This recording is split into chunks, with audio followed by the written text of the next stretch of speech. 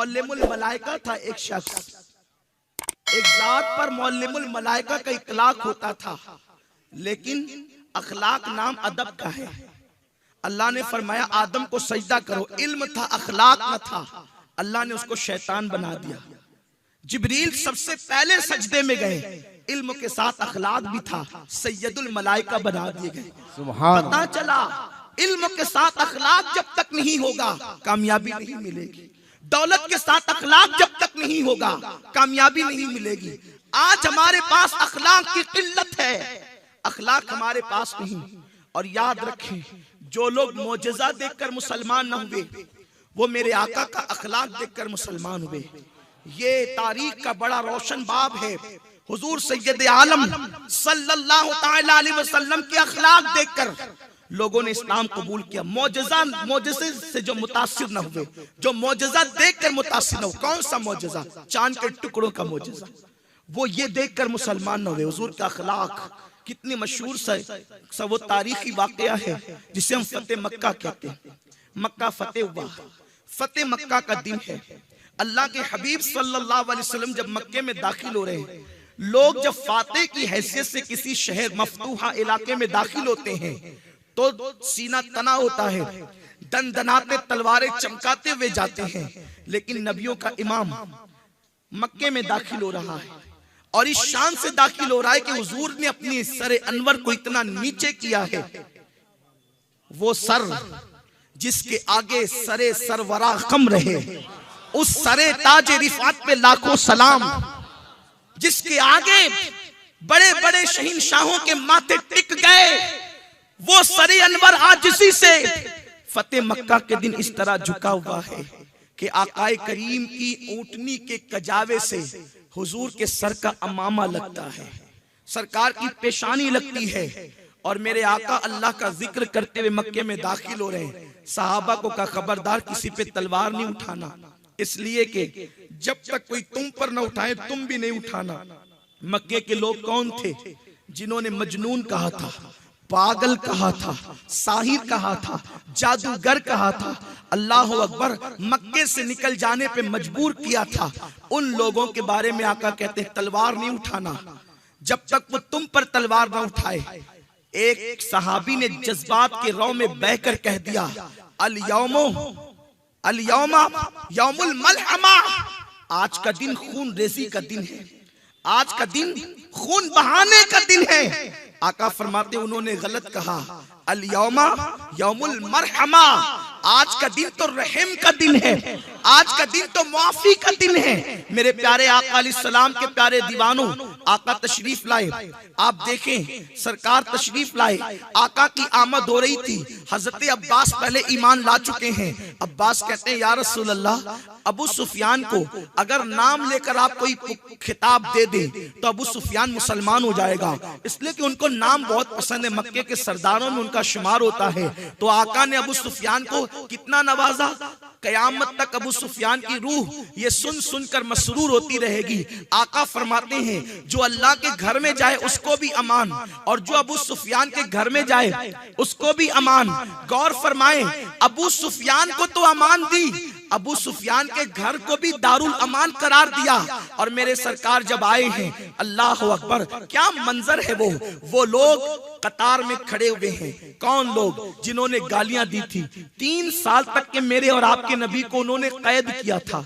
आकाए करीम को 3 साल तक कैद किया गया है मक्के के अंदर। शाब अबी तालिब जो घाटी है ना, उसमें हजरत जाफर तैयार कहते हैं हुजूर के घर वालों को इतना मजबूर किया कि हम छोटे छोटे मासूम बच्चों को दरख्त की पत्तियां खिलाते थे। हमारे घर के बच्चे दरख्त की पत्तियां खाते थे। ऊंटों के होठों की तरह हमारे घर के बच्चों के होंठ मोटे हो गए थे। हम रात की तारीकी में कोई नरम चीज हमारे पैरों से टकरा जाती तो हम उसको देखे बगैर उठा करके चबाने लगते थे। 3 साल इस तरह गुजरे कि रसूल पाक के घर वालों को अनाज देखना मैसर न हुआ। और जिन लोगों ने ये जुल्म ढाया था वो लोग खड़े थे ये सोच करके अनकरीब खून की नदियां बहेगी, लेकिन लेकिन मेरे सरकार जब तशरीफ लाए तो आमिना के लाल ने उनसे पूछा, बताओ तुम्हारे साथ क्या सलूक किया जाए? कभी आपने कोई ऐसा भी हाकिम या अहकम देखा है कि जो अल्लाह अकबर हकम फैसला करते वक्त अल्लाह अल्लाह मुजरिम से खुद पूछे, बताओ तुम्हारे साथ क्या सलूक किया जाए? लेकिन आमिना के लाल ने ये तारीख रकम की है। आकाए करीम सल्लल्लाहु अलैहि वसल्लम ने फरमाया, बताओ तुम्हारे साथ क्या सलूक किया जाए? मक्के की तारीख गवाह है। वो कहते हैं, या रसूल अल्लाह, आप करीम इब्ने करीम है, आपसे करम के सिवा उम्मीद क्या है? आका फरमाते, जाओ मैंने तुम्हें माफ किया। आकाए करीम फरमाते, माफ किया, आजाद किया तुम्हें। अल्लाह अकबर। उस वक्त एक ऐसा अजीब मंजर देखने में आया। तारीखी रिवायात में बड़ा इख्तिलाफ है, मगर मैं उसको अपने अल्फाज का जामा पहनाना चाहता हूँ और उन सबको समेट करके हुजूर के अखलाक के हवाले से अपने नौजवानों को बात बताना चाहता हूँ। कुछ लोग ऐसे थे जिनका नाम ब्लैक लिस्ट में आ गया था, यानी ये जहां नजर आए उनको कत्ल कर दिया जाए, उनसे कोई बात न की जाए। उनमें से 3 लोग सरे फहरिस्त है, उनका नाम हुजूर ने फरमाया था, ये हकदार है कत्ल के, ये जहां दिखे इनको कत्ल कर दो। नाम तो ब्लैक लिस्ट में आया, लेकिन तीनों में से कोई कत्ल भी नहीं हुआ। अब आप देखिए वो कौन था। एक हिंदा थी, अबू सुफियान की बीवी। ये वो औरत थी जिसने हजरत अमीर हमजा की उंगलियां कटवाई थी, कान कटवाए थे, नाक कटवाई थी, होठ कटवाए थे और उसके बाद सारे आज़ा कटवा कर एक औजार के जरिए से रस्सी में पिरो कर उसको उसने ज़ेवरात के तौर पर पहना था। हमजा का सीना काट कटवा कर कलेजा निकाल कर उस औरत ने कच्चा चबाया था। तो उस औरत के लिए आका का हुक्म कि ये जहां दिखे हिंदा इसको कत्ल कर देना। दूसरा अबू जहल का बेटा इकरमा इब्ने अबू जहल, ये जहां दिखे इसको भी कत्ल कर देना। तीसरा वैशी जिसने हजरत अमीर हमजा को शहीद किया था, ये जहां दिखे इसको भी कत्ल कर देना। अब आगे इन तीनों की दास्तान सुने जिनका नाम ब्लैक लिस्ट में आया। हुजूर ने उनके साथ सलूक क्या किया।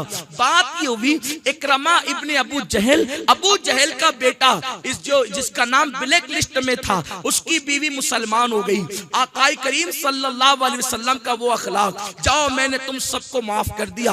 आकाए करीम का अखलाक देख के मुसलमान हुई। फिर वो हुजूर की बारगाह में आई और उसने सवाल किया, या रसूल अल्लाह, क्या आपकी कनीज बेवा हो जाएगी, मेरे बच्चे यतीम हो जाएंगे? सरकार ने कहा, किसने कहा तुझे? उसने अर्ज की, हुजूर मैंने सुना है कि मेरे शौहर के बारे में आपका हुक्म है जहां कि उसे कत्ल कर दिया जाए, तो वो कत्ल होगा तब तो मैं बेवा हो जाऊंगी। आका फरमाते, तू बेवा नहीं होगी, तेरी वजह से मैंने तेरे शौहर को अमान दे दी। हजरत इकरमा के हवाले से मुख्तलिफ रिवायात मिलती है, लेकिन एक रिवायत आपको सुनाना चाहता हूँ। सबका जायजा तो नहीं ले सकते इस मुख्तसर सी महफिल में, और हुजूर रफीक मिल्लत भी जलवगर है। मैं चाहूंगा कि हजरत की वो नासिहाना कलमात जिसको सुन करके ऐसा लगता है कि ये तसव्वुफ के पैराए में सादगी के साथ ऐसे मोती बिखेरते हैं कि देख करके ऐसा लगता है कि जब इनकी चाशनी का ये आलम है तो इनकी अजदाद की साहिबुल बरकात की हुजूर सैयदी हमजा की चाशनी का आलम क्या होगा। मैं यही सोचता हूँ, मैं जब तक महारेरा शरीफ नहीं गया था तो उस वक्त तो मुझे इसका अंदाजा नहीं था। जब से मैं महारेरा शरीफ जाने लगा हूँ, अल्लाह की कसम खा के कहता हूँ, मिंबर पे चापलूसी करना हराम और आम दिनों में भी चापलूसी करना हराम। क्या करेंगे, इसलिए कि इस खानदान से तो हम लोगों का गुलामी का रिश्ता जुड़ा हुआ है। चापलूसी करके करना क्या, गुलामी कर रहे हैं। मैं हैरान रहता था कि मौलवी जल्दी से किसी के बारे में सरेंडर नहीं होता,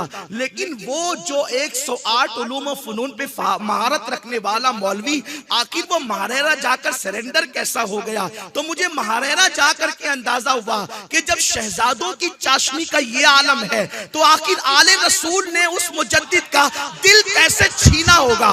हाँ हाँ, हमने सुना है कि कोई नजरें चुराता है, हमने सुना है कोई नजरें चुराता है, ये महारेरा वाले दिल चुराते हैं, ये दिल छीन लेते हैं, दिल भी सीने में नहीं रहने देते। वक्त का मुजद्दिद मजबूर होकर के इस रात से पर्दा यूं उठाता है, अरे ऐ खुदा के बंदो, कोई मेरे दिल को ढूंढो, मेरे पास था अभी क्या हुआ खुदाया, न कोई गया न आया, न कोई गया न आया। लेकिन ये दिल छीन कर अपने पास नहीं रखते, अपने नाना के कदमों तक पहुंचा देते हैं। तो खुद ही कहते हैं, हमें ऐ रज़ा तेरे दिल का पता चला बा मुश्किल, तेरे रोज़ा के मुकाबिल वो हमें नजर दो। नारे तकबीर, नारे रिसालत, या रसूल अल्लाह, सरकार की आमद, मरहबा, आका की आमद, मरहबा, सरकार नजीब मियाँ की आमद, मरहबा, हुजूर रफीक मिल्लत जिंदाबाद। और सरो तस्लीम से धुले हुए उन जुमलों को हम सुनकर अपने दिल में बसाएंगे इंशाअल्लाह। तो मैं गुफ्तगू को तूल नहीं देना चाहता, रिवायतों को कि जो उलझने उसमें आपको उलझाना नहीं चाहता। अल्लाह अकबर। आका ने फरमाया जब मैंने तेरे शौहर को अमान दी, लेकिन ये तो बता वो है कहाँ पर, वो कहाँ है? उस इकरमा की बीवी ने कहा या रसूल अल्लाह, वो शख्स जो है वो भाग गया है यहाँ से, और वो भागा है, किधर भागा है या रसूल अल्लाह? वो इस तरफ भागा है। आका करीम सल्लल्लाहु अलैहि वसल्लम ने, अब देखे जिसका नाम ब्लैक लिस्ट में है, ये नहीं कि जाओ तुम जाकर बुला लाओ, उसको बचा लो, मेरा पैगाम पहुंचा दो, नहीं। या अल्लाह तूने अपने महबूब को कैसा करीम बनाया। इनको देखकर पता चलता है जिसे करीम बनाया वो ऐसा है, तो तेरी शान करीमी का आलम क्या होगा।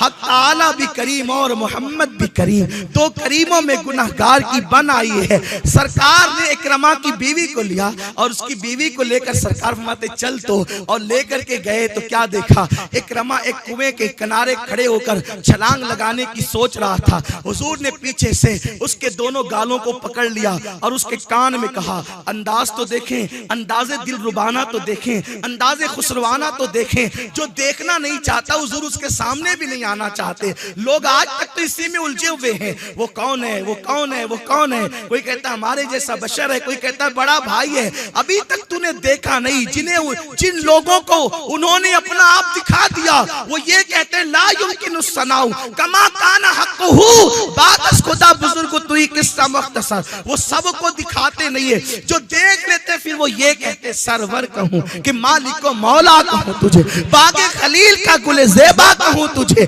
अल्लाह अकबर। तेरे तो वस्फ ऐबे तनाही से है बरी, हैरान हूं मेरे शाह में क्या क्या कहूं तुझे। लेकिन रज़ा ने खत्म सुखन इसने कर दिया, खालिक का बंदा खल्क का आका कहूं तुझे। क्या शान है उस मालिक को मौला की, हर एक को दिखाते भी नहीं है। पीछे से गए उसके रुखसार को पकड़ा और कान में कहा, इकरमा इतना खूबसूरत चेहरा जहन्नम में क्यों जलाना चाहता है। हजरत अनस इब्ने मालिक कहते हैं हुजूर के हाथों की खुसूसियत ये थी, शमाइल तिर्मिज़ी की रिवायत है, आका के हाथों की खुसूसियत ये थी, रेशम से ज्यादा नरम थे। उन हाथों का हाल ये था, कुर्बान जाएं, जिसको अल्लाह यदुल्लाह कहता है उसमें इतनी नरमी है, जिसके हाथ इतने नरम हो उसका दिल कितना नरम होगा। जिसके हाथ इतने नरम हो उसका दिल कितना नरम होगा। फरमाते हैं अनस इब्ने मालिक, हुजूर के हाथ रेशम से ज्यादा नरम, ठंडे ठंडे रहते थे और ऐसी खुशबू आती थी। हम लोग अगर सुबह को मुसाफा करते, शाम तक हमारे हाथों में खुशबू आया करती थी। हुजूर अलैहिस्सलाम के साथ सहाबा का ताल्लुक ये था। सहाबा यूं हुजूर की नात बयान करते हैं, लोग कहते हैं सीरत बयान करो, हमने कहा सीरत ये है, सहाबा ये सीरत बयान करते हैं, जिसके हाथों की खुशबू से शाम तक दूसरों के हाथ महकते हो, वो मेरे आका के हाथों की खुशबू है। जिसकी जुल्फों की खुशबू से गलियां मदीने मुनव्वरा की महकती हो, वो मेरे आका की खुशबू है। तो इकरमा ने जैसे सुना, इकरमा इतने खूबसूरत चेहरे को जहन्नम में जलने के लिए क्यों जो है वो क्यों जहन्नम में जलाना चाहता है। इकरमा ने कहा आप कौन है, मेरी इतनी खैरख्वाही करते हैं। कहा मैं मोहम्मद हूं। आवाज कानों में रस घोलने लगी, हाथों का असर चेहरे पर। मेरा ईमान कहता है कुदरत को गवारा न हुआ, हबीब तेरे हाथ जिसके चेहरे पे मस हो जाएं, तेरे हाथ जिसके चेहरे से लग जाए, फिर वो जहन्नम में जाए कैसे। मेरे अल्लाह ने दिल बदल दिया।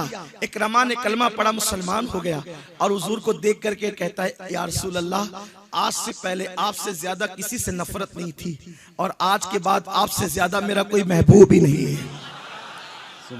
ये इकरमा का हाल।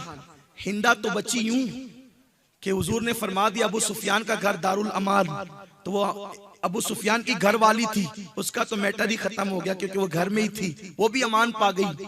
अब मामला था वैशी का। ये वैशी बड़ा होशियार आदमी था, नाटा कद है, छोटी छोटी आंखें, बड़ा बहादुर है। इसको किसी ने कहा वैशी भाग जा। उसने कहा क्यों?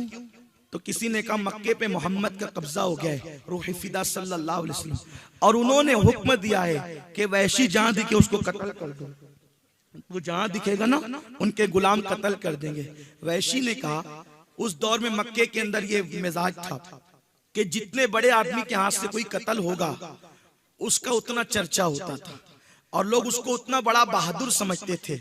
उसने कहा मोहम्मद के गुलामों के हाथ से कत्ल होने से बेहतर है कि मैं उन्हीं के हाथों ना कत्ल हो जाऊं, उन्हीं के हाथ से कत्ल हो जाऊंगा तो चर्चा रहेगा कि वैशी इतने बड़े आदमी के हाथ से कत्ल हुआ। ये सब को छोड़ छाड़ कर आया हुजूर की बारगाह में। उस वक्त मेरे आका सल्लल्लाहु अलैहि वसल्लम हरम में उम्मे हानी के मकान के पास बैठे थे और सरकार सल्लल्लाहु अलैहि वसल्लम को भूख लगी हुई थी। पेट पे पत्थर बांधने वाला रसूल आज अपनी भूख का इजहार कर रहे। फतेह मक्का के दिन लोग फातेह बन करके जाते हैं तो लोग माल लूटते हैं, मगर हुजूर अलैहिस्सलातु व तस्लीम ने फरमाया था खबरदार जबरन किसी के घर का पानी भी मत पीना। ये तारीख है फतेह मक्का की। और जब भूख लगी तो किसी और के घर का खाना नहीं मंगाया, अपनी चचाजाद बहन जनाब उम्मे हानी से कहलवाया, जाकर उम्मे हानी से पूछो उसके घर में कुछ खाने को है तो लाओ।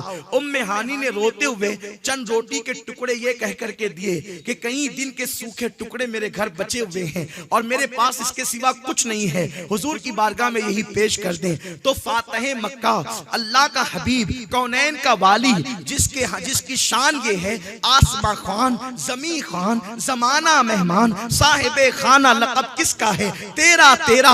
वो रसूल फतेह मक्का के दिन सूखे टुकड़े चबा चबा कर खा रहे हैं। सहाबा की आंखों में आंसू है। कैसर और किसरा के ताजदार तो नाजो नेमत के साथ जिंदगी गुजारे और इमामुल अंबिया सूखे टुकड़े फतेह मक्का के दिन जो है वो खा रहे हो। ऐसे में हटो बचो करके वैशी सामने आके खड़ा हुआ और उसने हुजूर अलैहिस्सलाम की नीची नजरों को जो है वो यूं मुखातब किया, ए मोहम्मद मैंने सुना है कि आपने मेरे कत्ल का ऐलान किया कि जहां ये दिखे कत्ल कर दें, मैं आया हूं आप मुझे कत्ल कर दें। सरकार अलैहिस्सलाम ने नजरें उठाई और पूछा तू कौन है? उसने कहा मैं ही तो वैशी हूं। फिर हुजूर ने नजरें झुका ली, सरकार की निगाह झुक गई। वैशी होशियार था, फौरन मिजाज समझ लिया, ये खुद से कह रहा है कि मुझे कत्ल कर दे। और आका ने नजरें झुका ली क्योंकि मेरा नबी मारने नहीं जिंदगी देने आया था, गमों में डुबाने नहीं लोगों को मुस्कुराने का शऊर देने आया था। जिसकी तस्कीन से रोते हुए हंस पड़े उस तबस्सुम की आदत पे लाखों सलाम। हुजूर की नजरें झुक गई। उसने फौरन कहा, ए मोहम्मद क्या आप मुझे माफ नहीं कर सकते? यहां मेरे नौजवान खुसूसी तौर पर इस तारीखी वाक़े को यूं समझने की कोशिश करें, माफी कौन मांग रहा है? हमजा का कातिल। सिर्फ कातिल नहीं, कत्ल करने के बाद शहीद करने के बाद उसने कान भी काटे थे, उंगलियां भी काटी थी, होठ भी काटे थे, जबान भी काटी थी और उसको जो है एक औरत की मुराद और मन्नत पूरी करने के लिए गोया के सुई के जरिए से रस्सी में पिरोकर उस औरत के गले में जेवर की शक्ल में डालने वाला यही शख्स था। और उसी के बदले ये आजाद हुआ, माला माल हुआ और अब वो खड़ा है। हुजूर अपनी माँ के विसाल पर इतना न रोए जितना हजरत हमजा की शहादत पर रोए थे। इतनी तकलीफ हुई थी मेरे आका अलैहिस्सलाम को और फरमाया अगर मुझे अपनी फूफियों का ख्याल न होता तो मैं हमजा को ऐसे ही छोड़ देता, दफन नहीं करता। सरकार अबद करार सल्लल्लाहु अलैहि वसल्लम का कहना यह था। और जिस वक्त हजरत हमजा को कब्र में उतारा गया तो हजरत हमजा के लिए कफन भी मयसर न था। एक दुपट्टा था जनाब सफिया का, चेहरा छुपाते तो पैर खुलते, पैर छुपाते तो चेहरा खुलता। मेरी कौम के जवानों को यह भी एहसास होना चाहिए, दिन में 2 मरतबा कपड़े बदल कर अपने आप को स्मार्ट समझने वाले जरा महसूस तो करें कि ये अजान है, ये नमाज है, ये कुरान, ये दीन का पैगाम जो हमारे घर तक पहुंचा है, इसमें सहाबा की कितनी बड़ी कुर्बानियां हैं जिन्हें कफन भी मयसर नहीं आया और आज हम उनकी कुर्बानियों को भूल चुके हैं। आज हमारा हाल ये, मस्जिदों को हमने वीरान किया है, दाढ़ियां मुंडाकर हम गटरों में फेंक रहे हैं, तिलाक, सालन में नमक ज्यादा होने पर तलाक, बीवी को मारना पीटना एक आम बात, बात बात पर बीवियों को गाली देना ये एक छोटी सी बात। यानी दीन जो है वो किताबों में सिमट करके रह गया है। जो दीन हुजूर लेकर के आए थे अब वो किताबों में है, हमारी जिंदगियों में कहां है? जो अखलाक मेरे आका लेकर के आए थे वो अखलाक तो किताबों में सिमट करके रह गया है। सरकार की बारगाह में वहशी ने कहा, ए मोहम्मद क्या आप मुझे माफ नहीं कर सकते? मेरे सरकार ने बगैर किसी तवक्कुफ के कहा, क्योंकि आदत ही थी, बगैर किसी तवक्कुफ का बिल्कुल माफ कर देंगे, एक शर्त है, शर्त यह कि कलमा पढ़ो, मुसलमान होकर के हमारे हो जाओ, हम तुम्हें माफ कर देंगे। ये हमारे हो जाओ इतना बामाना है, कुर्बान जाएं, चचा के कातिल को माफ ही नहीं कर रहे हैं। मुमकिन है कोई और भी माफ कर दे, ये मुमकिन तो नहीं, लेकिन बिल फर्ज अगर कोई माफ भी कर दे चचा के कातिल को, तो ये कहना कि हमारे हो जाओ, चचा के कातिल को हमारा बनाना, ये अखलाक का नुक्ता इंतहा है, कमाल अखलाक है, ये खुल्क अजीम की अलामत है ये। अब वैशी मक्के के माहौल में रहता था, इस्लाम के बारे में कुछ हद तक उसको मालूमात थी। वैशी ने कहा ठीक है मैं कलमा पढ़ के मुसलमान हो जाऊंगा, लेकिन मैंने आपके सहाबा से सुना है कि इस दुनिया के बाद एक दुनिया और है जिसको वो आखिरत कहते हैं, और उसमें अल्लाह अपने बंदों का हिसाब लेगा और उनको जो है सजा देगा उनके अमाल पर। आप मुझे माफ कर देंगे? अगर आपकी अल्लाह ने मुझे आखिरत में माफ नहीं किया तो मैं क्या करूंगा? तब तो मैं जिंदगी भर आपका गुलाम बन के रहा और आखिरत में माफी भी नहीं हुई, तो फिर ये कौन सा फायदा है? मेरे सरकार करीम आका ने फरमाया मैं कह रहा हूं अल्लाह तुझे माफ कर देगा, मैं माफ कर दूंगा तो वो भी माफ कर देगा। चूंकि अभी तक के वैशी मुसलमान नहीं हुआ था, उसने फिर जिरा की और उसने कहा अगर उसने माफ नहीं किया तो सरकार फरमाते वैशी ऐसा नहीं होगा कि मैं माफ करूं और वो माफ ना करे। उसने तीसरी मर्तबा का बात तो ठीक है, लेकिन अगर उसने माफ नहीं किया तो फिर मेरा क्या होगा? मेरे सरकार का दरियाए करम जोश में आया और चचा के कातिल को हुजूर ने फरमाया वैशी तू जो कह रहा है वो तो नहीं होगा, लेकिन अगर तेरे कहने पर कहता हूं कि अगर मेरे अल्लाह ने मेरे माफ करने के बाद भी तुझे माफ नहीं किया तो मैं तुझे जमानत देता हूं, तेरे साथ वादा करता हूं पूरी उम्मत को बख्शवाने के लिए कयामत में एक सजदा करूंगा, और जब उम्मत बख्श दी जाएगी अगर बफर्ज मुहाल तुझे बख्शा ना गया तो तेरे अकेले की खातिर मैं दूसरा सजदा करूंगा और उस वक्त तक के सजदे से सर नहीं उठाऊंगा